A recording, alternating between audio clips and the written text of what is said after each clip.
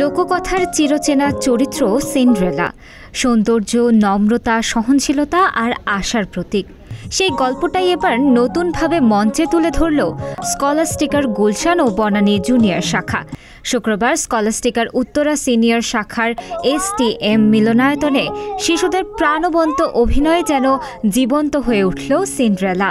স্কুলের প্রতিষ্ঠাতা ইয়াসমিন মুর্শেদের স্মৃতির প্রতি উৎসর্গ করা এই আয়োজন ঘিরে ছিল উৎসব মুখর পরিবেশ।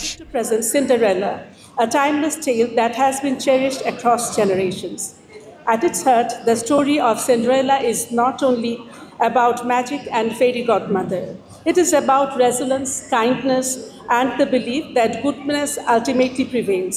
These are values that we wish to cherish and install in our children, both in school and in life.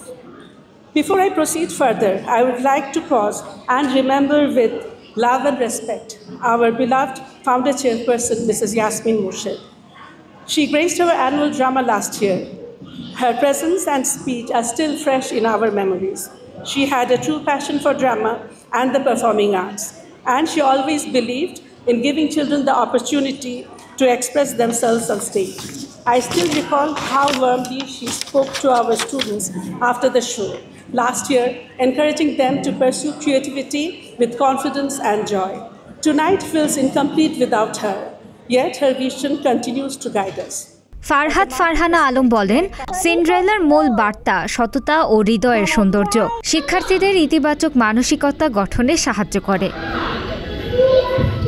শিক্ষিকা ইভা আফরোজের নির্দেশনায়, খোয়াম শানু সন্ধির সঙ্গীত প্রযোজনায় এবং বিস্মা খান চৌধুরী, আনিকা স্বামীহার নৃত্য পরিচালনায় সম্পূর্ণ নাটিকাটি পায় অনন্য শিল্পমান।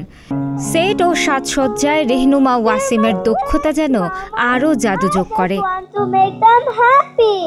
শিশুদের প্রাণবন্ত অভিনয়ে মিলনায়তন ভরে ওঠে তুমুল করতালিতে।